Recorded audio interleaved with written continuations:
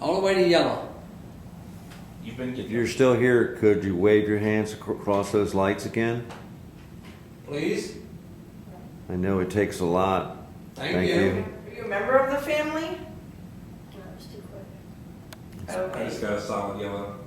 Yeah, here we go. It's hidden. Okay. With a child right now, is that correct? I don't think that's right. Because there were no boys in the house. Right. Yes. Yeah.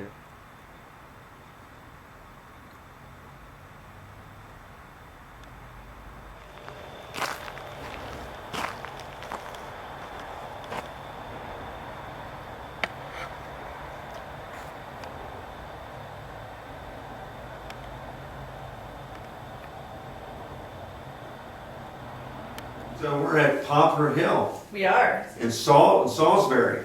Salisbury is a great town. We have never done an investigation here. No. The Poplar Hill, the sort of the estate itself and the house, the town was sort of built around this house.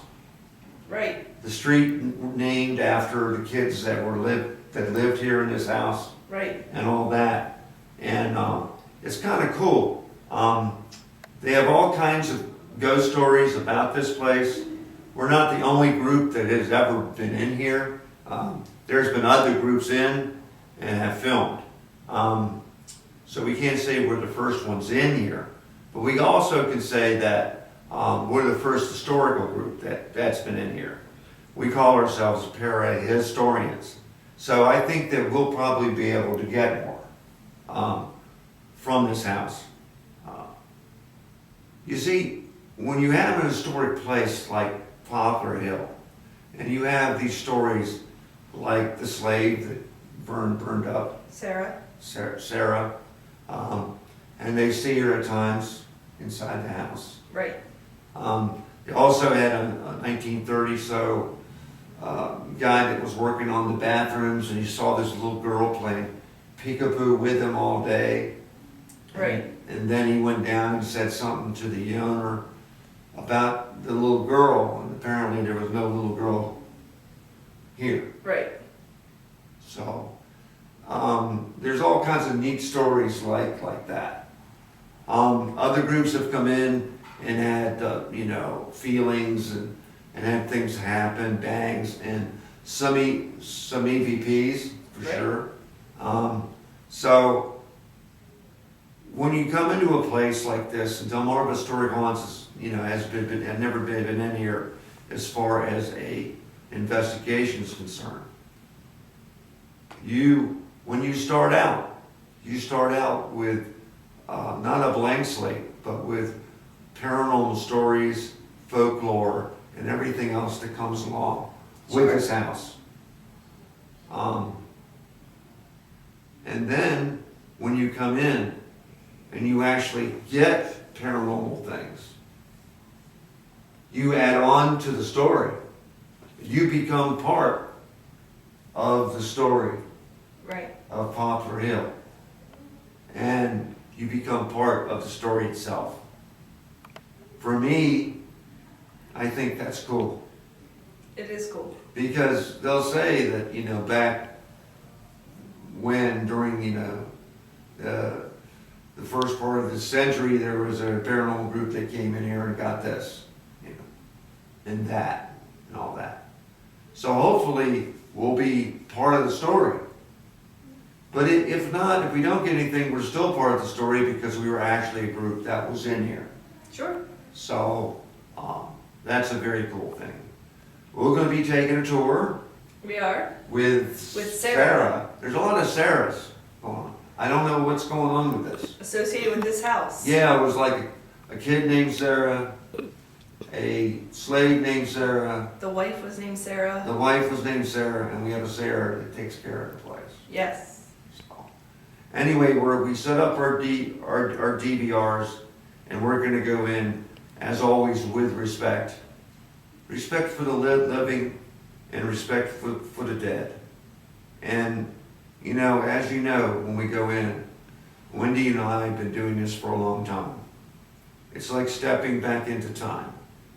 And we want you to step back into time with us. These films are not meant to be entertaining at all. I can't sing. I think you can dance. Yeah, I think you dance a lot better than I do. But they're meant for documentation, which is very important in the paranormal field.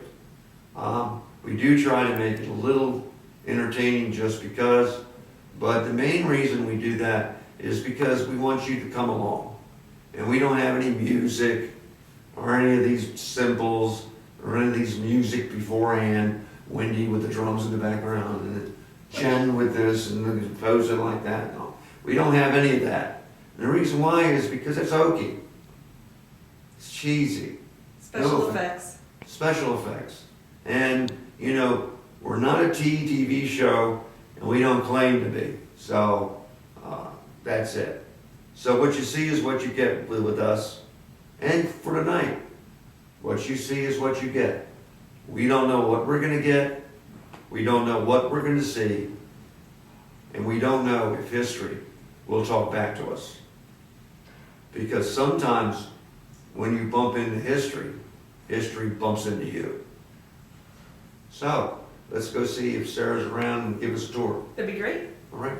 How you doing, Rick? Hi, I'm Sarah. Sarah? Hi, I'm Wendy. Hi, Wendy. Nice to meet you. And I remember I went through a walkthrough with you last summer here, Yes. and you showed me some of the things that had gone on in this lovely house.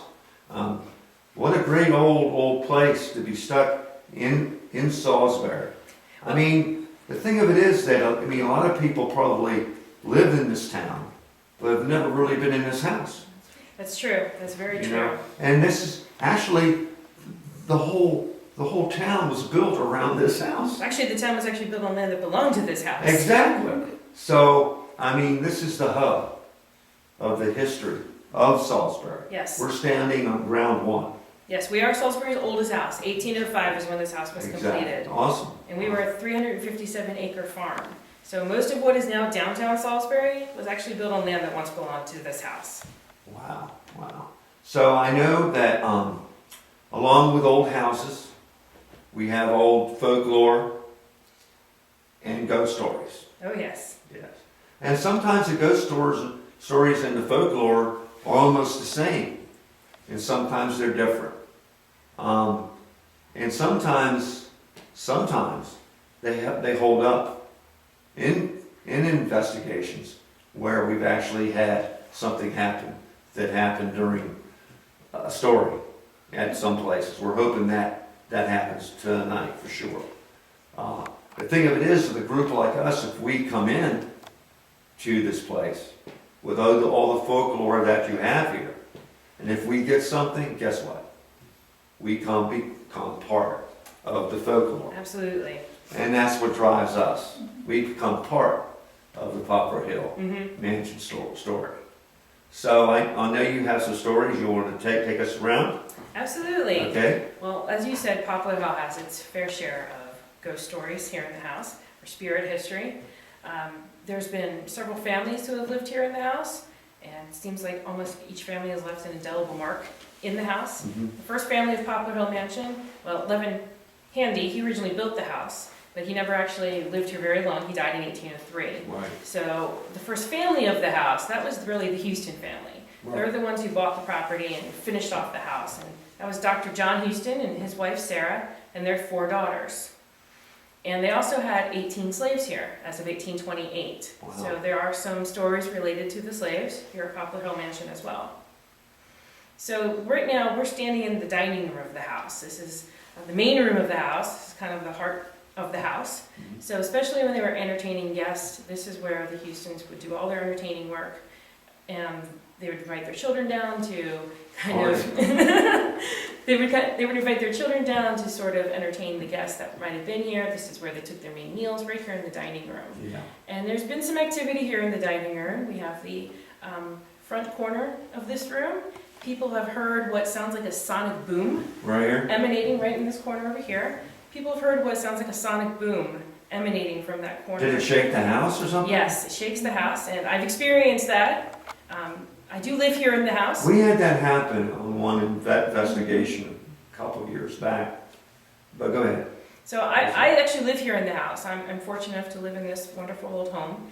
And I've experienced that before, where I was actually upstairs where I live, and the house shook. It sounded like a sonic boom, but I asked my neighbors about it, and the neighbors had absolutely no idea what I was talking about. They did not experience the same phenomenon. Wow.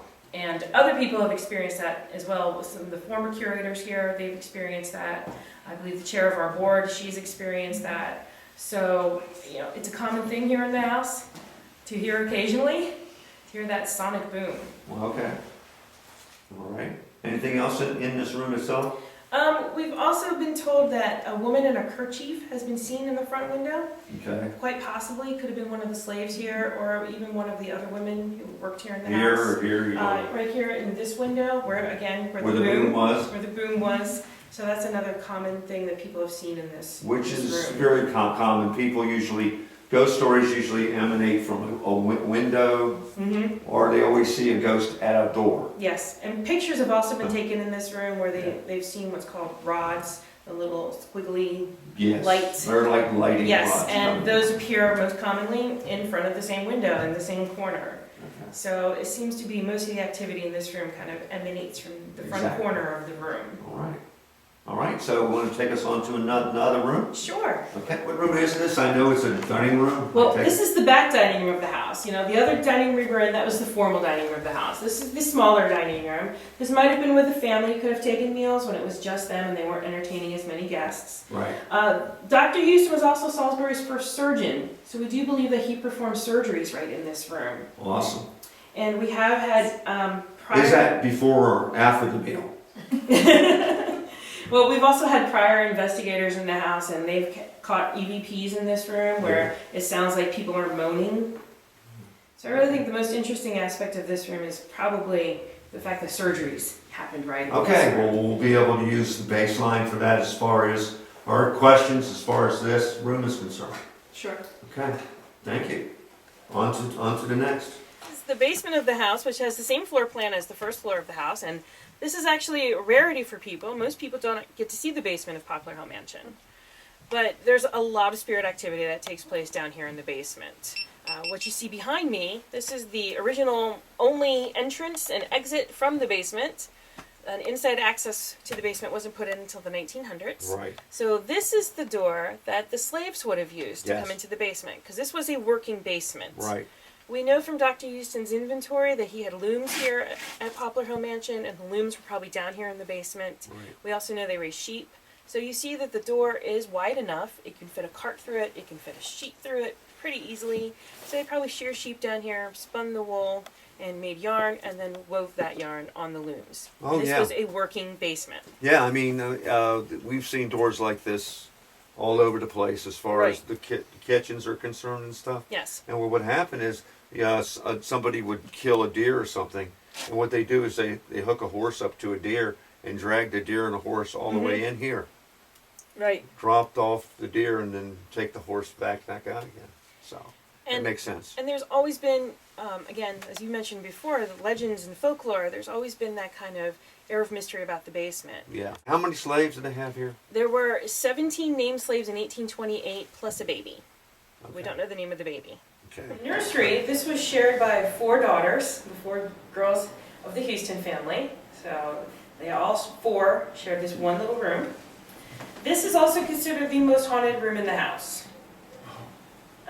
Nice. A lot of ghost stories emanate from this room, including the most famous one here at Poplar Hill of the slave girl named Sarah. Now, Sarah was the nanny for the 4 girls. Okay. She would have been the one taking care of them. And she was stoking the fire one night, got a little too close to the fire, and her long dress caught on fire. She was totally engulfed in flames, Oh. and she ended up dying as a result of the fire. Oh, man. And you can actually see scorch marks on the floor from where the fire took place, So it's right there. including a hole that burned completely through the floor that they patched over with leather. So that's what this spot on the floor is right Okay, here. you can actually see the burn marks. Tonight, let's see if history talks back.